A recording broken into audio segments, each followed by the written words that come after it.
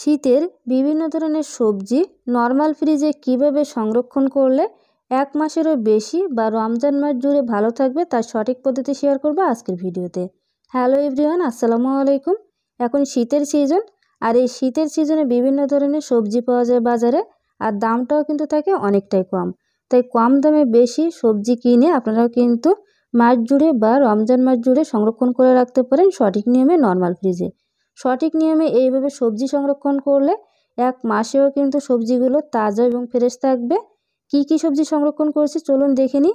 পেঁয়াজকলি, সিম, পালং শাক, পুঁই ফল, বেগুন, টমেটো, কাঁচামরিচ, ব্রোকলি, ফুলকপি।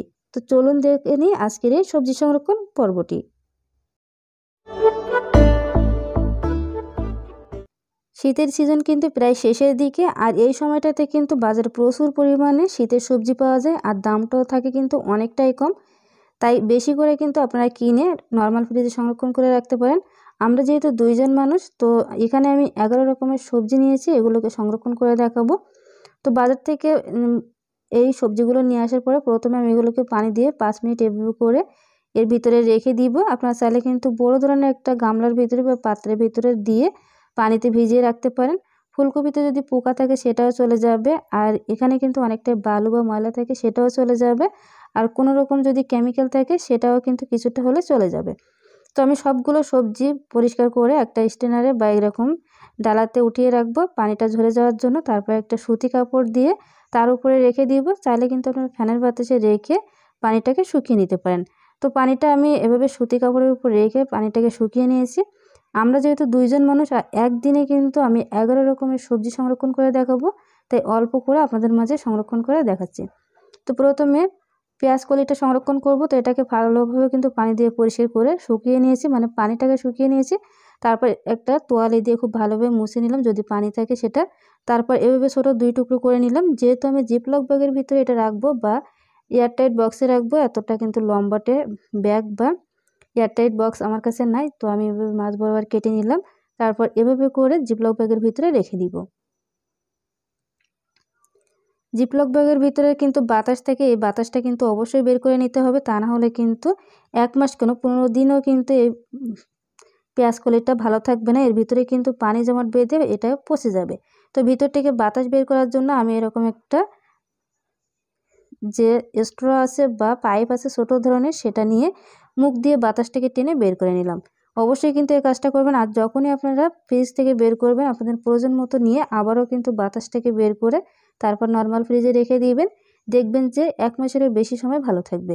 চাইলে কিন্তু এভাবে এয়ারটাইট বক্সে রেখে দিতে পারেন, বা বক্সে যদি আপনাদের হাতের কাছে না থাকে বা ফ্রিজে কিন্তু রাখার সমস্যা হতে পারে অনেকটা বক্স, সেক্ষেত্রে কিন্তু এভাবে কাগজে মুড়িয়ে একটা শপিং ব্যাগের ভিতরে রেখে একটা এয়ারটাইট বক্সেও রাখতে পারেন, বা জিপলক ব্যাগের ভিতরেও রাখতে পারেন, বা এমনি যে সিম্পল পলিথিন আছে তার ভিতরেও কিন্তু রাখতে পারেন।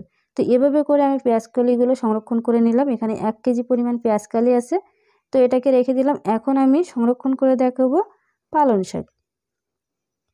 পালং শাকটা আমি কোনো রকম পানি দিব না। বাজার থেকে নিয়ে আসার পরে এখানে দেখবেন কিছুটা ময়লা পাতা থাকে বা নষ্ট পাতা থাকে, সেগুলোকে আমি ভালোভাবে পরিষ্কার করে নিয়েছি। এই যে এভাবে কিন্তু পরিষ্কার করে নিতে হবে, এবং এই যে নিচের সাইড বা গোড়ার সাইডটা এটাকে আমি ফেলে দিব। আপনারা চাইলে কিন্তু ছোট টুকরো করে কেটে তারপর এয়ারটাইট বক্সে বা জিপলক ব্যাগের ভিতরে রাখতে পারেন, বা চাইলে কিন্তু সরাসরি এভাবে জিপলক ব্যাগের ভিতরে রাখতে পারেন।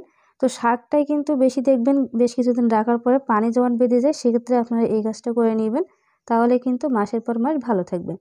আমি এখানে কাগজে পেঁচিয়ে এভাবে করে একটু মুড়িয়ে নিলাম, আর বেশ কিছুটা আমি এভাবে করে রেখে দিব। যেহেতু আজকে আমি 12-13 রকমের সবজি সংরক্ষণ করব, এই জন্য কিন্তু অল্প করে দেখাচ্ছি। আর এগুলো কিন্তু বেশ কয়েকদিন পরে আমার খাওয়া হয়ে যাবে, আর যেগুলো অনেকগুলো আছে সেগুলো আমি মাসের পর মাস রেখে দিব। তো আবারও কিন্তু ভিতর থেকে বাতাসটা বের করে নিলাম। অবশ্যই কিন্তু এই টিপসটা আপনাদের কাজে লাগাতে হবে, তা না হলে কিন্তু বেশি দিন ভালো থাকবে না। এখন দেখিয়ে দিব পুঁই ফল বা মিশুরি। আমি এখানে একটা এয়ারটাইট বক্স নিয়ে তার ভিতরে একটা টিস্যু দিয়ে দিলাম। টিস্যুর উপরে বেশ কিছুটা পুঁই ফল দিয়ে তার উপরে আবার কিছুটা পুঁই ফল দিয়ে এভাবে টিস্যুটা ভাঁজ করে দিয়ে এভাবে করে দিয়ে দিব। যদি আপনাদের হাতের কাছে টিস্যুর ব্যবস্থা না থাকে সেক্ষেত্রে কিন্তু কাগজ দিয়ে এভাবে কাজটি করে নিতে পারেন, বা সুতি যে ভালো কাপড় থাকে ফ্রেশ কাপড় সেটাতেও কিন্তু আপনারা দিতে পারেন। কাপড় দিলেও কিন্তু টিস্যুর কাজ করবে। আর যাদের হাতের কাছে এরকম বক্স নাই বা টিস্যু নাই, কাগজ নেই, তারা কিন্তু এরকম শপিং ব্যাগের ভিতরে রেখে খুব ভালোভাবে মুড়িয়ে তারপর এরকম পলিথিনের ভিতরে রাখতে পারেন। তবে অনেক দিন যাবৎ পলিথিনের ভিতরে না রাখাই ভালো, সেটা স্বাস্থ্যের জন্য কিন্তু ক্ষতিকর। তো আপনারা চেষ্টা করবেন বক্সে রাখার জন্য, বা একবার একটা জিপলক ব্যাগ কিনে নেবেন, দেখবেন যে অনেক বছর পর্যন্ত এটা কাজে লাগাতে পারবেন। এখন আমি সিম সংরক্ষণ করে দেখাবো। সিমগুলো বাজার থেকে নিয়ে আসার পরে আমি কিন্তু খুব ভালোভাবে পানি দিয়ে পরিষ্কার করে সুতি কাপড়ের উপর রেখে পানিটাকে শুকিয়ে নিয়েছি। এখন এয়ারটাইট বক্সের ভিতরে একটা কাগজ বিছিয়ে দিলাম, তারপর এভাবে করে সিমগুলো দিয়ে দিব। অল্প অল্প করে সিম দিব এবং এভাবে করে কিন্তু উপরে একটা কাগজ দিয়ে আবারও সিম দেবো। তাহলে কিন্তু এর ভিতরে যে পানি জমাট বাঁধবে সেই পানিটা কিন্তু সরাসরি সিমের গায়ে না লেগে কাগজটা ভিজে যাবে। আর আপনারা চাইলে কিন্তু 15 বা 20 দিন পর পর কাগজটাকে চেঞ্জ করে দিতে পারেন। পাল্টে যদি দেন সেক্ষেত্রে কিন্তু ভিজা কাগজের জন্য আর এই সিমগুলো নষ্ট হয়ে যাবে না বা পচে যাবে না। তো আমি জিপলক ব্যাগের ভিতরে রেখে দিলাম, দিয়ে যে মুখ দিয়ে টেনে বাতাসটা কিন্তু বের করে নিলাম। এভাবে যদি আপনারা বাতাসটা বের করে সিল করে নেন, দেখবেন যে মাসের পর মাস তরকারি বা সবজিগুলো ভালো থাকবে। আর ফ্রিজ থেকে যখনই আপনারা সবজি বের করবেন অবশ্যই কিন্তু আবারও এগুলোকে বাতাস বের করে তারপর সিল করে রেখে দিবেন। এখন আমি বেগুন সংরক্ষণ করে দেখাবো। বেগুনগুলোকে ভালোভাবে পানি দিয়ে পরিষ্কার করে খুব ভালোভাবে এর গায়ের পানিটাকে শুকিয়ে নিয়েছি।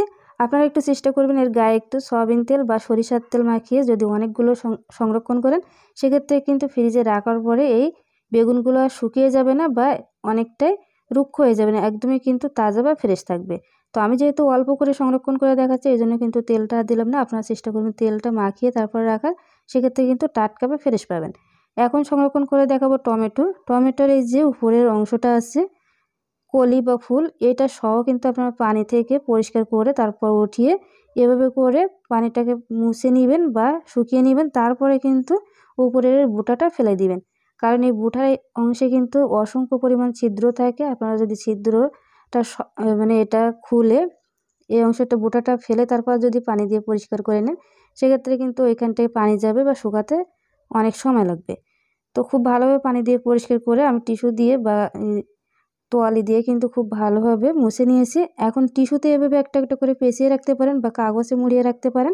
চাইলে কিন্তু এর গায়ে একটু সরিষার তেল মাখিয়ে রাখতে পারেন। যদি আপনারা 5-10 কেজি সংরক্ষণ করতে চান, সেক্ষেত্রে কিন্তু চেষ্টা করবেন একটু তেল মাখিয়ে তারপর নর্মাল ফ্রিজে রাখার জন্য। তো এভাবে করে একটা এয়ারটাইট বক্সে রেখে দিব। চাইলে কিন্তু জিপলক ব্যাগের ভিতরে রাখতে পারেন। নর্মাল ফ্রিজে কিন্তু একটা ড্রয়ার থাকে, আপনারা চেষ্টা করবেন সরিষার তেল মাখিয়ে তারপর ড্রয়ারের ভিতরে রাখার, সেক্ষেত্রে কিন্তু আর অনেকগুলো পলিথিন বা কাগজের দরকার হবে না। তো আবারও কিন্তু আমি বাতাসটাকে বের করে নিলাম। অবশ্যই এই টিপসটা আপনাদের মাথায় রাখতে হবে, তা না হলে কিন্তু 15 থেকে 20 দিনের মধ্যে এটা নষ্ট হয়ে যাবে। আর যখনই আপনারা সবজি বের করবেন আবারও কিন্তু এভাবে সিল করে রেখে দিবেন।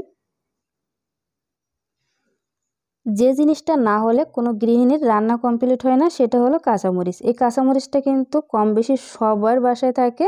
তো কাঁচামরিচগুলো নিয়ে আসার পরে আমি পানি দিয়ে পরিষ্কার করে খুব ভালোভাবে একটা সুতি কাপড়ের উপর রেখে আমি ফ্যানের বাতাসে শুকিয়ে নিয়েছি। এখন বোটা সহ আমি এভাবে করে রেখে দিব। আপনারা যদি মাসের পর মাস রাখতে চান অবশ্যই কিন্তু বোটাটা ফেলে একটু সরিষার তেল মাখিয়ে রেখে দিবেন। সেক্ষেত্রে দেখবেন যে 1 মাস পরেও এরকম সবুজ থাকবে এবং একদমই সতেজ থাকবে। তো আমি যেহেতু এখানে 1 কেজি পরিমাণ সংরক্ষণ করব, আমরা 2 জন মানুষ, 15 থেকে 20 দিন যাবে, আমি বোটা সহ রেখে দিচ্ছি। আর অবশ্যই কিন্তু বোটার অংশ যদি নষ্ট থাকে তাহলে কিন্তু সেই কাঁচামরিচটা সংরক্ষণ করা যাবে না। তো টিস্যু দিয়ে সংরক্ষণ করে রাখতে পারেন বা এভাবে কাগজ বিছিয়ে দিয়ে রাখতে পারেন। চাইলে কিন্তু এরকম জিপলক ব্যাগের ভিতরে রাখতে পারেন বা শপিং ব্যাগের ভিতরেও রাখতে পারেন। তো জিপলক ব্যাগের ভিতরে রেখে অবশ্যই কিন্তু বাতাসটাকে এভাবে মুখ দিয়ে টেনে বের করে নেবেন। এভাবে যদি সিল করে নেন মাসের পর মাস ভালো থাকবে। আর অবশ্যই যখনই এই কাঁচামরিচটা বের করবেন প্রয়োজন মতো নিয়ে আবারও কিন্তু এই পাইপটা দিয়ে বা নলটা দিয়ে বা স্ট্রটা দিয়ে কিন্তু আপনারা বাতাসটা বের করে নেবেন। এখন সংরক্ষণ করে দেখাবো ব্রোকলি। আমি এখানে একটা ব্রোকলি নিয়ে নিলাম। এখন এটাকে খুব ভালোভাবে আমি একটু যে উপরের ডাঁটাটা ছিল সেটা কেটে নিলাম। আমি কিন্তু ব্রোকলিটা এবং ফুলকপিটা পানি দিয়ে পরিষ্কার করব না। আর যদি পানি দিয়ে পরিষ্কার করে নেন অবশ্যই কিন্তু সুতি কাপড় বা ফ্যানের সাহায্যে এটাকে শুকিয়ে নেবেন। আমি ব্রোকলিটা কোনো রকম পানিতে ভিজাইনি, যেহেতু এটা একটাই সংরক্ষণ করেছি, কয়েকদিন পরে খাবো। তো এভাবে করে একটা এয়ারটাইট বক্সে রেখে দিব। চাইলে কিন্তু জিপলক ব্যাগের ভিতরে রাখতে পারেন বা এমনি যে শপিং ব্যাগ আছে সেখানেও রাখতে পারেন। আর এই যে এই অংশটাও কিন্তু খাওয়া যায়। আমি এই অংশটা কেটে তারপর রেখে দিব এর ভিতরে। এখন সংরক্ষণ করে দেখাবো ফুলকপি। এখন কিন্তু শীতের সিজন, আর শীতের সিজনে ফুলকপিতে কিন্তু পোকা থাকে, তাই আপনারা চেষ্টা করবেন ভালো মানের ফুলকপি সংরক্ষণ করার জন্য। তো এই ফুলকপিতে কোনো রকম পোকা ছিল না। আমি খুব ভালোভাবে এটাকে চেক করে নিয়েছি, ছোটো ছোটো টুকরো করে নিয়েছি। আপনাদের ফুলকপিতে যদি পোকা থাকে মনে করেন, সেক্ষেত্রে কিন্তু আপনারা এভাবে ছোটো ছোটো টুকরো করে পানিতে ভিজিয়ে রেখে দিতে পারেন 10 মিনিট। তারপর একটা সুতি কাপড়ের সাহায্যে পানিটাকে শুকিয়ে নিতে পারেন। তো আমি এখানে একটা এয়ারটাইট বক্স নিয়ে তার ভিতরে কাগজ দিয়ে দিলাম, দিয়ে উপরে আবারও একটা কাগজ দিয়ে দিব ফুলকপিগুলো রাখার পরে। যদি এই কাগজটা দেন সেক্ষেত্রে কিন্তু পানিটা ঘেমে ভিতরে যাবে না, সরাসরি কাগজটা ভিজে যাবে, আর আপনার সবজিগুলো টাটকাও থাকবে এবং অনেক দিন পর্যন্ত ভালো থাকবে। এখন সংরক্ষণ করে দেখাবো বাঁধাকপি। বাঁধাকপিটা আমি এখন কোনো রকম কাটবো না, যেহেতু এটা অনেক দিন পরে খাবো, যেহেতু অনেকগুলো তরকারি আছে, এটা একদম শেষের দিকে খাবো। তো উপরের যে পাতাগুলো আছে সেগুলো ফেলে দিয়ে পানিটাকে মুছে আমি এরকম একটা জিপলক ব্যাগের ভিতরে নিয়ে নিব, তারপর একটা পলিথিনের ভিতরে রেখে দিব। আপনারা যদি কেটে সংরক্ষণ করেন সেক্ষেত্রে কিন্তু অবশ্যই জিপলক ব্যাগের ভিতরে রেখে বাতাসটাকে বের করে নেবেন, আর চাইলে কিন্তু এয়ারটাইট বক্সেও রেখে দিতে পারেন। কীভাবে ডিপ ফ্রিজে সংরক্ষণ করবেন শীতের সবজি তারও ভিডিও অলরেডি আমি চ্যানেলে দিয়ে দিব, চাইলে দেখে নিতে পারেন। তো এই যে মাশাআল্লাহ করে আমি সবগুলো সবজি কিন্তু এভাবে করে এয়ারটাইট বক্স সহ এভাবে জিপলক ব্যাগের ভিতরে সংরক্ষণ করে নিয়েছি।